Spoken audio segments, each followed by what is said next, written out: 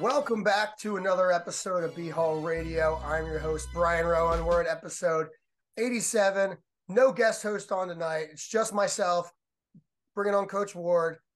Welcome to the show, Coach. What's up, B-Row? Listen, we got to be on our A game tonight. Logan Everett's not here to bail us out and add some personality to the show. It's just me and you, like the old days. Yeah. Remember, hey, our loyal fans out there, all half dozen of them that have been with us since the beginning, remember our first shows when it was just me and you, just talking Army wrestling, and a little bit of CrossFit in there too. And now we're back at it again, except there's more wrestling to talk this time. I don't know if this may be the first Zoom that we did by ourselves. Like normally it'd be like I'm at your house or like we're at a coffee shop or you're driving. Probably not the most safe episode we've ever done, but I think this may be the first Zoom where like Jordan wasn't on or Logan or Tyler. Yeah, but this doesn't sound as cool as like riding with Ward or something like that. This is just like Zooming with B-Row, but not as fun. But yeah, man, we got a lot to cover. Obviously, some wrestling has happened recently and lots coming up here in the very near future. So I'm not sure if there's any listener questions or if we even did that this time, but I'm happy to talk all things Army wrestling. Yeah, I think let's just get into it. I mean, before we get into the actual result in the match, I think everybody that's listening, it was heartbreaking, but kind of leading up to the match, how did you feel? The couple days before it, leading up the preparation, you could talk through that a little bit, and if there was any tweaks to the training you guys did. I know that Navy's it's a big match, people get up for it. Trying to keep people in the same mindset can maybe be a little bit harder when there's a lot more emotions on the line than usual for a lot of people. Yeah, I mean, that's a good point. I think coaches, we have to try to manage the emotions of the practice room and the coaching staff and the wrestling team. But I felt really confident about our preparation going into the dual meet.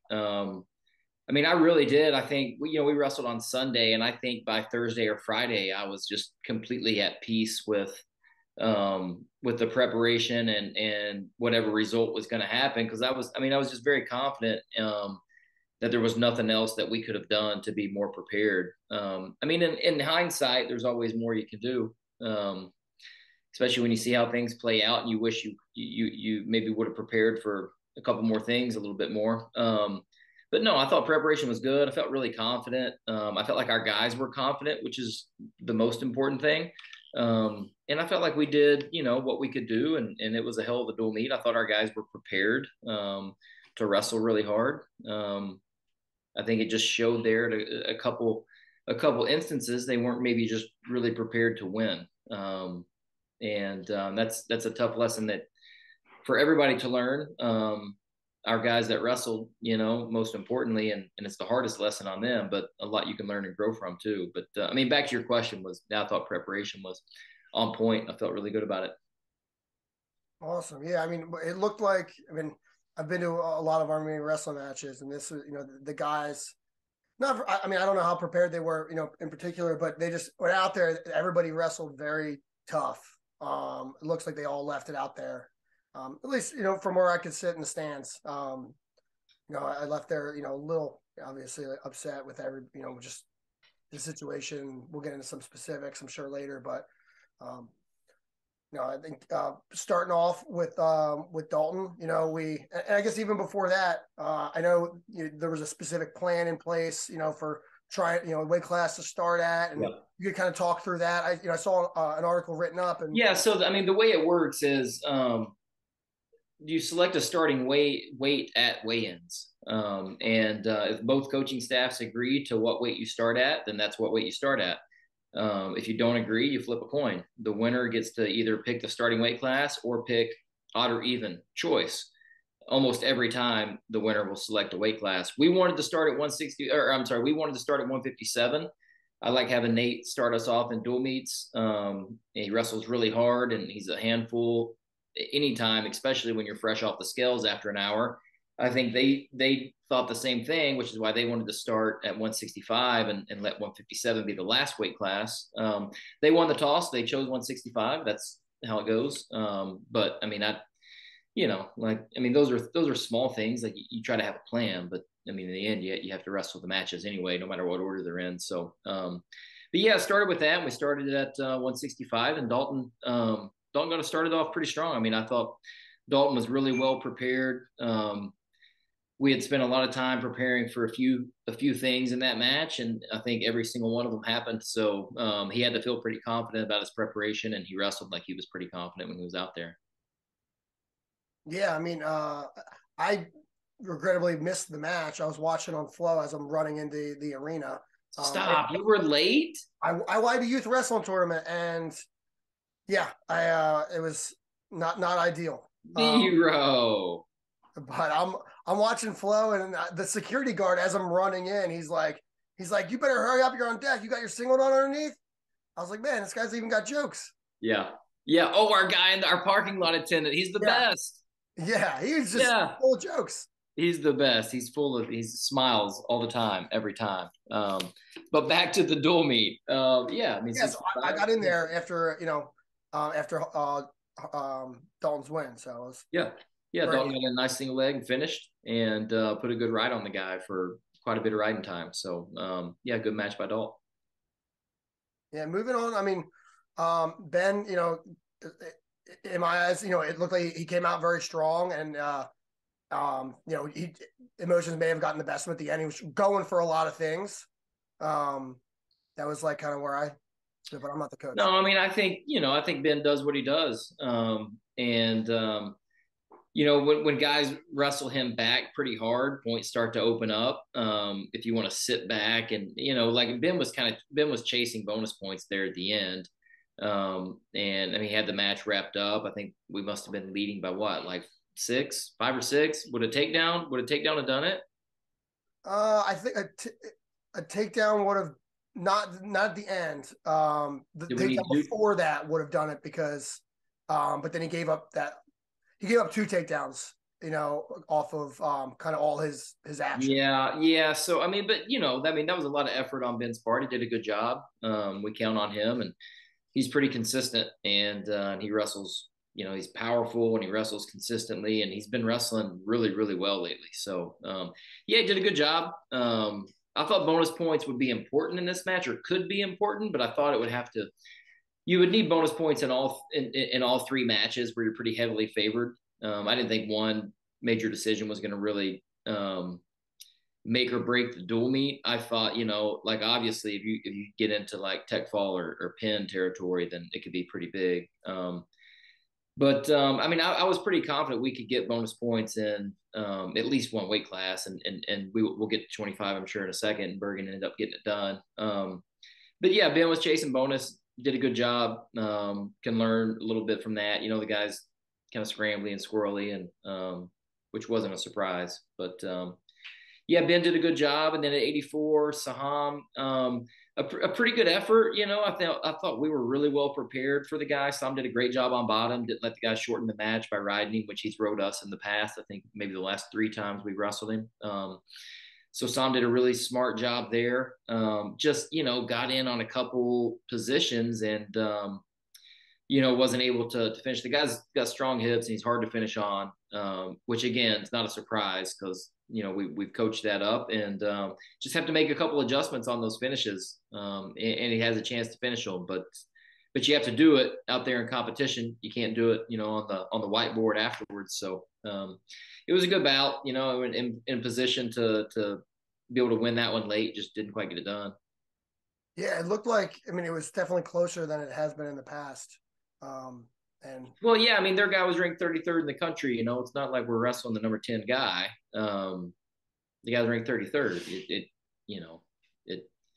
We should be able to beat him. It's like rivalry dual meet or not. It's not like, no disrespect to the opponent at all. I mean, he can talk all the trash he wants because he's kind of owned us every time we've wrestled him. So, I mean, no disrespect to him, but I mean, he was ranked 33rd in the country. Those are matches that are very winnable. Yeah. Yeah. So moving up to 97, Okay, so yeah, I'll go 97 and heavyweight. 97, we've been back and forth with a few guys lately at 197. Kyle Swartz wrestled. Actually, it was one of his high school teammates, believe it or not, that he wrestled in that dual meet. But we went with Kyle because his effort is always there. He's very consistent. He's had some struggles this year, which just being able to put some points on the board, but he's always going to fight really, really hard. And he doesn't give up a lot of points. He just hasn't scored a lot of points either. I thought, whoever we put out there in that match is probably, a pretty heavy underdog. And we needed somebody that I knew we could count on that was going to fight tooth and nail the whole time, pretty stingy with points. And Swartz ended up putting himself in the match. I thought he was in it, gave up a couple, I think 2 in a row, kind of touch and go single legs. A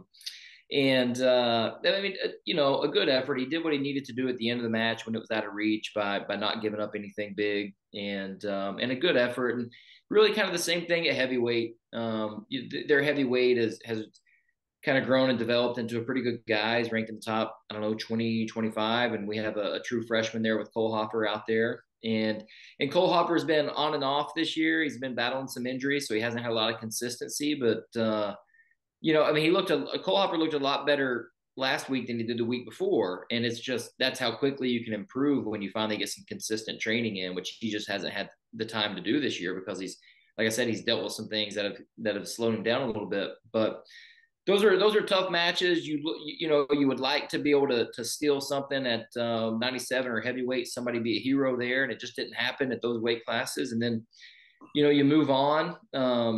We feel really good going into 125 as a pretty heavy favorite, and Ethan wrestled with a lot of energy, got some good attacks off, and finished well. He rode hard.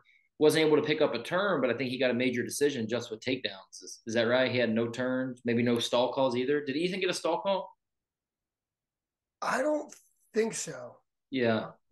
So he picked up a major with just several takedowns. takedowns and riding time. And so he did what he needed to do. I mean, Ethan wrestled really hard. And that's a critical point in the match, after you get off to a decent start and then you lose 3 in a row and you're like, okay, we got to start turning this thing around. And to do that with a major decision, that bonus point ended up being pretty big at that point in the duel.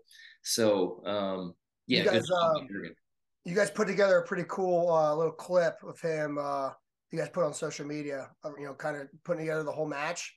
I thought it was pretty cool. I showed my girlfriend it, and she was like, "Why didn't they put the video of him smashing the guy's face in the mat right at the end of it?" And I was like, "You're a hard critic. That was a pretty good video." Yeah, listen, I mean, the atmosphere at our dual meet was awesome, and it was. Maybe like 50 seats or so shy of an all-time attendance record. It was an all-time revenue record. So the atmosphere was awesome. People like Ethan that feed off the atmosphere.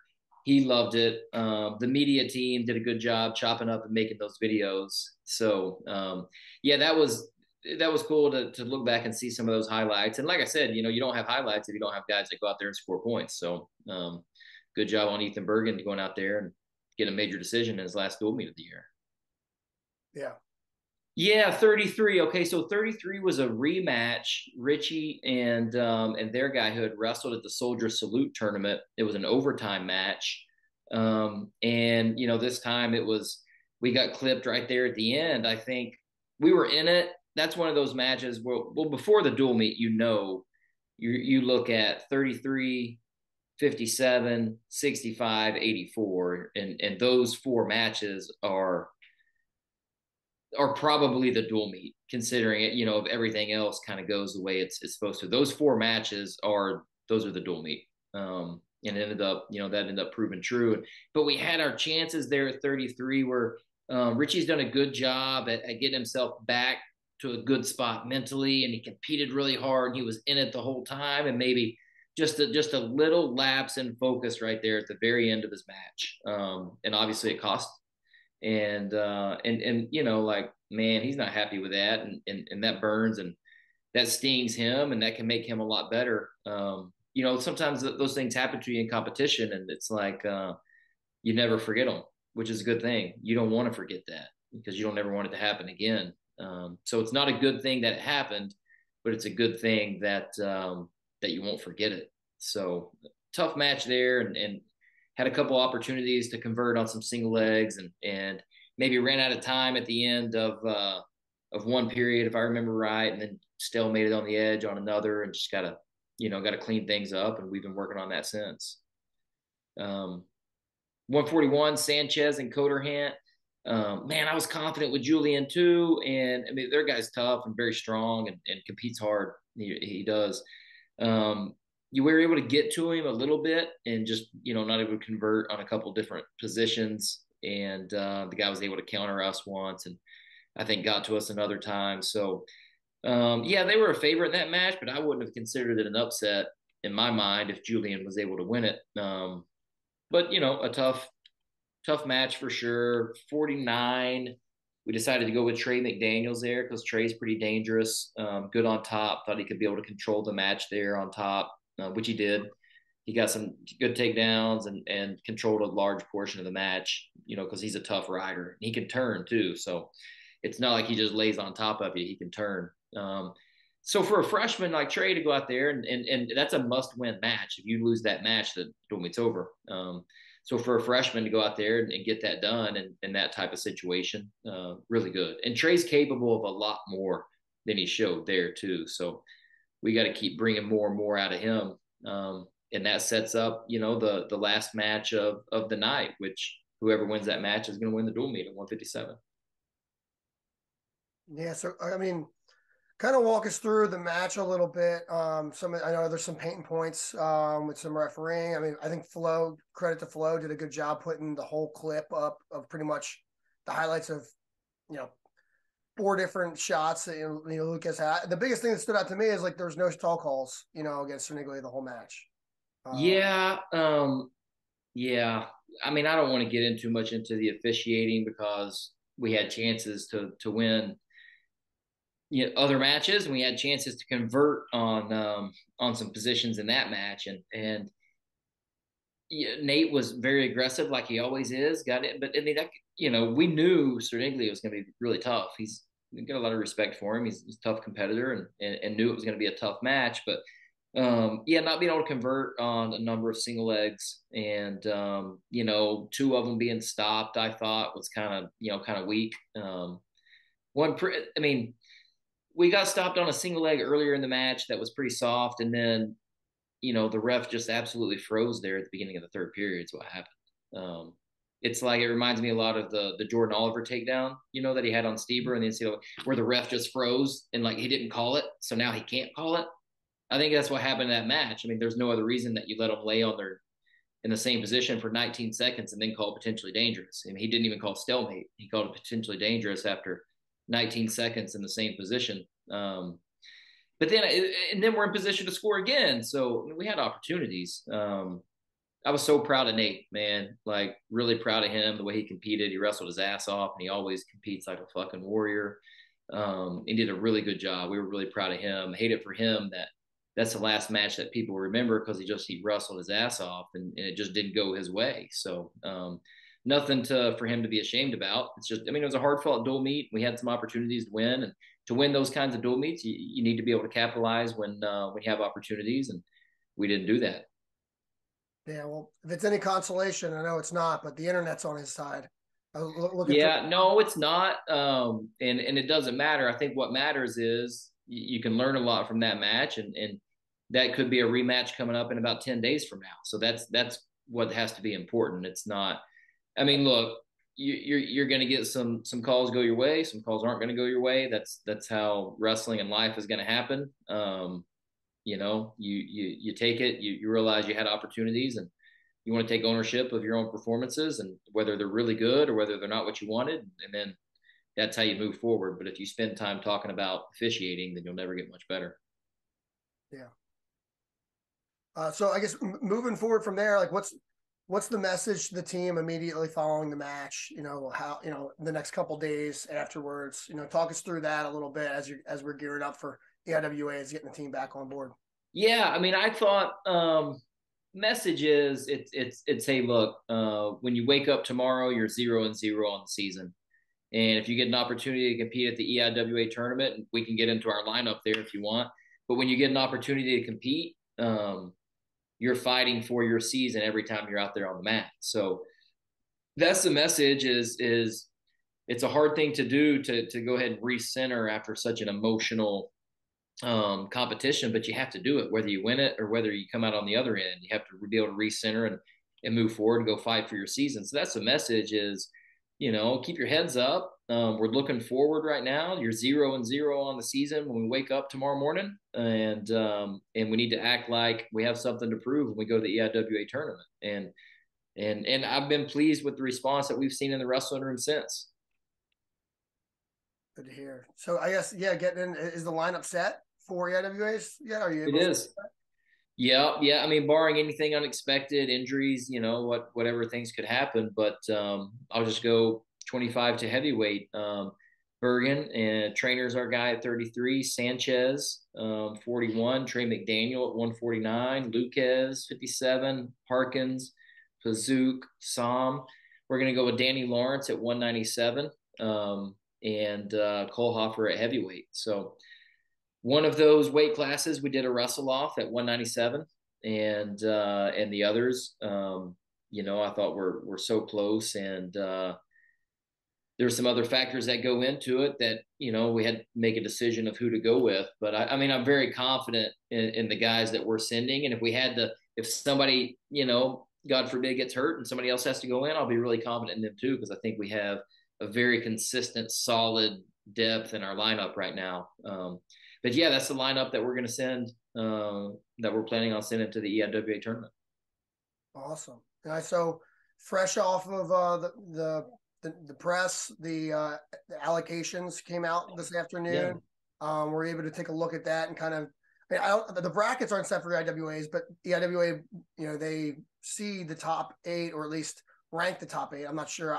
I went off of EIWA's latest rankings to kind of see what maybe the brackets would look like, but I don't know if things shake out just like that. Do you know? No, and so there's a seeding formula for the EIWA. I don't even know it because I wasn't on the committee, and it's like I don't need to know it because it doesn't. Me knowing it doesn't change what it's going to be, so I don't even care.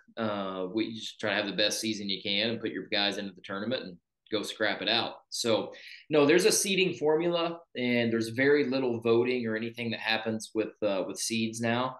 I don't know where we're going to end up on seeds, to be honest with you. I think 25 is like, I don't know, that could go one of maybe 3 or 4 different ways. 74 maybe too. And then you look at all the other weights and you're like, holy cow.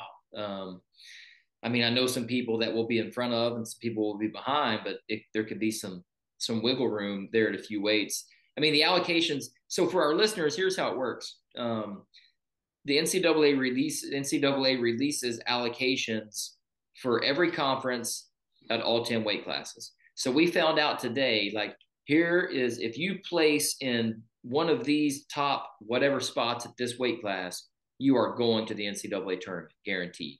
Every weight class is different. For instance, 125 has 6 allocations in our conference. So if you place in the top 6 in the EIWA, you're guaranteed to go to the NCAA tournament. Now, there's another way to get into the tournament, which is called an at-large bid. To receive an at-large bid, you have to meet the criteria to be in the at-large pool. That criteria is you have to be in at least 2 of these, in the coach's rank, in the RPI, or 1 spot out of allocations, which, like for 125, if you place 7th instead of 6th, that's a criteria. To have a good chance of doing it, you need wins over people who are already in the tournament. So once you're in this at-large cohort, you're compared with every other person in that cohort by your coach's rank, your winning percentage, your RPI, the number of quality wins you have, which is defined as somebody who's already in the NCAA tournament. And quality wins are tiered based on their coach's rank. So if you have a win over the number 1 guy in the country, that's better than a win over the number 33 guy in the country. So, I mean, you get into that, but we're probably getting ahead of ourselves.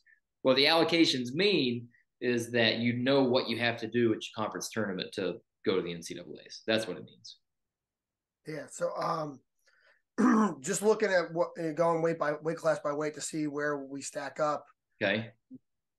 We're 6 at 125, feeling really good there. Obviously, Ethan, earned a slot there.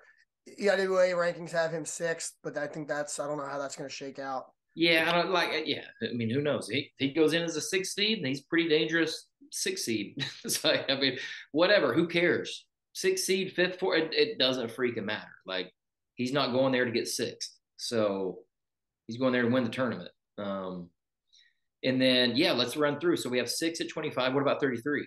We've 5 at 33. Freaking love it. Yes, it's awesome. 5 at 41. Let's go, Sanchez. 2 at 49. Yeah, 49. That's a tough one. And because Yanni didn't get an automatic bid, right? Or did he? I don't think he had number of matches. So who's there? You have Yanni, Zap, and I mean, I think Yanni did because you got Nichter is three from Drexel, Brignola, Lehigh, yeah, Fongero from Columbia. he's good. Trey, 6, Marshall Keller from Princeton, Dylan Chappell from Bucknell. Yeah. I mean, so like you need to place, you need to make the finals in that weight, So you need to make the finals, and if something happens and you don't, then you have to get third if you want to have a chance to go, because who knows what's going to happen around the country. The number one guy in the country from Wisconsin has been hurt, so if he goes to the Big Tens and injury defaults out and needs an at-large bid, well, he's going to get one. And that means that somebody else with a pretty decent season is not going to get one. It probably means somebody that hasn't had a great season is going to go automatically in the Big Ten, and he's going to get an at-large for sure. So, yeah, you can't count on one there at that weight class. You need to make the finals. Yeah, and there's only 4 at-large at 149 as well. So. Yeah, and if he gets one, then you're competing with everybody else across the country, and we probably don't have the resume to get one when you look at what we've done over the course of the year. Yeah. Only 3 spots at 57 as well. Okay. Yeah. Tough weight class. Humphreys may have not have gotten a spot. Sterniglia definitely didn't get a spot. So you have a lot of talent in that weight class right there that just, man, yeah, it's a tough one. I mean, I'm glad that Nate Lucas is who we have there, because you're going to have to be a tough dude to get through that bracket, and nobody's tougher than Nate. So, yeah, we need a good tournament. That's not a surprise. 65, there's more spots, right? It's 5, yeah. 5 at 60. Let's go, Dalton. I mean, you got to place in the top third of the tournament. Let's go. He's starting to show what he's capable of doing. Needs a good tournament. He knows it. So, let's go. I think there's 4 at 174. Ben needs a good tournament there. I mean, he was a tournament champ a couple years ago and wants to go back and repeat and win the tournament again. So, how many spots at 84? There's also 4. Okay. And that's, I mean, you've seen Sam wrestle. Like, he can beat any of those guys on any given day. I think, what do you have at 84? You have Samuelson, who's probably pretty far ahead out of everybody else right now. Who's second? Second, we got Jacob Nolan from Binghamton. Yeah, I think they may have wrestled before, Sam and that guy. So, yeah, let's go. Like that. I think they've wrestled, maybe not, but Sam can beat any of those guys on any given day. He's just, he's got an opportunity. He needs to make it count. And then, yeah, 97, maybe not as much. And heavyweight has 5 or 6. Is that right? 97 has 5. Heavyweight has 6. Okay. Well, 5 and 6. I mean, 6 at heavyweight. Are you kidding me? That's a third of the conference is going to the NCAA tournament. Let's go. I feel freaking great about these allocations. So, like, we can quote unquote steal some spots for sure. I feel good about it. I've told our team, like, look, we need a great tournament. Admit it. Admit that you need a great tournament. Let's not pretend that, like, wrestling your average is going to be enough, but like, let that, if you want to call it pressure, let that, the reality of you needing to be great at this tournament to get it done, let that spur you to be great. That's a chance to bring something out and a chance to be great. And that's what competitors want. We have the opportunity to do it. Yeah. So I guess tell the listeners a little about the EIWA tournament. What can expect. I know that there's a reception going on Sunday afternoon for any alumni and friends. Yeah. West Point Wrestling Club social. I think it's very informal on Sunday afternoon. WestPointWrestlingClub.org. Go check out the details there. I mean, what can you expect out of the tournament? It's on Saturday and Sunday at the Palestria at the University of Pennsylvania. And I mean, it's 45 NCAA qualifiers, guaranteed to come out of the EIWA with almost certainly some at-larges too. So, I mean, you're looking at there's 170 wrestlers in the field. Almost a third of them are going to the NCAA tournament. Super competitive event, and yeah, no, it'll be a banger, man. It's like some of these weight classes. Um, I mean, first round matches are going to be some scraps. And then once you get past that, I mean, every match is going to be heated. So it'll be a fun tournament for us. We're going in without a lot of expectations. You know, we've had a decent season, but not the type of success that we wanted to have. So, I mean, should free our guys up to, we have, you know, a lot to gain and a lot to prove and really nothing to lose. You know, that's like nobody's a lock to go to the NCAA tournament. They got to earn it. So, an opportunity for us to do that. Yeah, I'm excited. I'll be in there. I'm actually leaving for Morocco tomorrow night. I get back at like midnight next Friday. But And you're going straight in. Straight in, yeah. Super fan. No, I actually I have a youth tournament on Saturday, so I'm going to miss the early. Unbelievable. Stop. I mean, stop with this. What are you doing? No, actually, I respect it. It's pretty cool. Yeah, I respect it. Like you're like, I'm not missing this youth tournament. That's your team, right? Yes, yeah, and it's a big one. We so just I know everybody's really interested in this, but I'm our league that we're a part of is the biggest league in the United States. What is this league called? Like the Justice League? ICWL. There are 48 teams in this league. It's pretty much the half of Pennsylvania. Maybe, are you calling this is this what it was called? ICWL? ICWL, yeah. Are you calling this the ICWL Nationals and where everybody's an All-American? No, this is the Open, but this is like if you're on the if you win ICWLs, then you're on the ICWL dual team, and then you're like going to some cool events, like you're going to Disney duels and like you're going to like to the World Cup and like to the World Championship. Yes, exactly. What age are you coaching, B-Row? There's this is pretty much probably third through eighth grade. Okay. There may be one or two like second graders there, but the rookie tournament was last week, and that's where you have most of your kindergarten or first year, first grade, second grade, maybe, unless you're like pretty good, you're not going to go to this as a third grader or as a gotcha.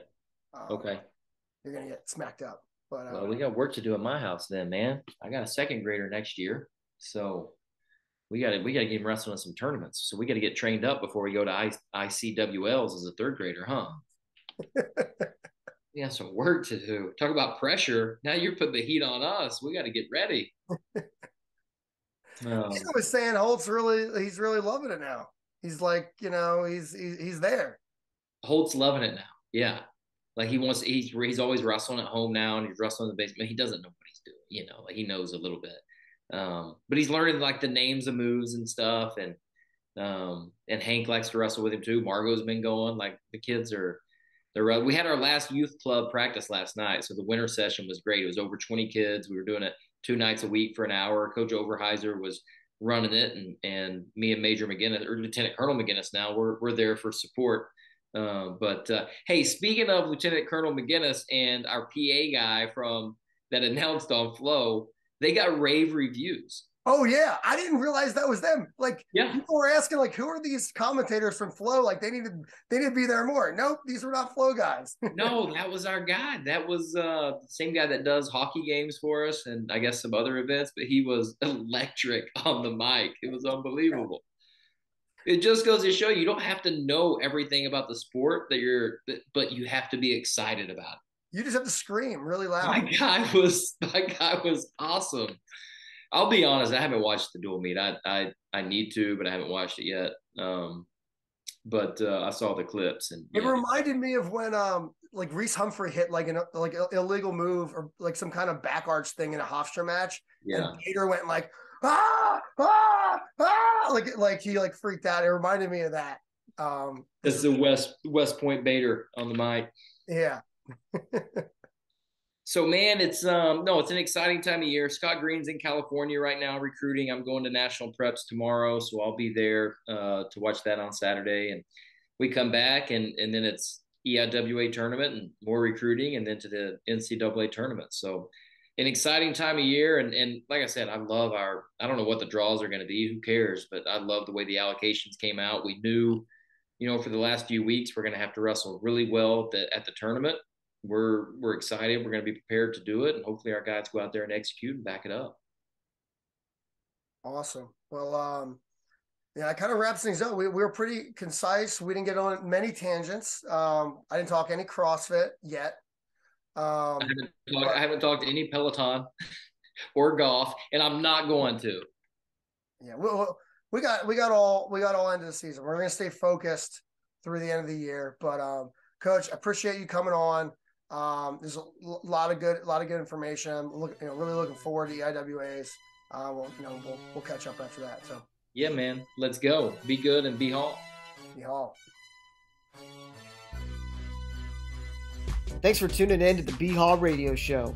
If you like what you heard, be sure to subscribe and leave us a 5-star rating on your favorite podcast platform. If there's something you'd like to hear on a future show, reach out to us on any of our social media, Instagram, Facebook, or Twitter. Or you can reach us at email, bhaw.radio@gmail.com. We'd love to hear your thoughts, and as always, go Army, be Navy.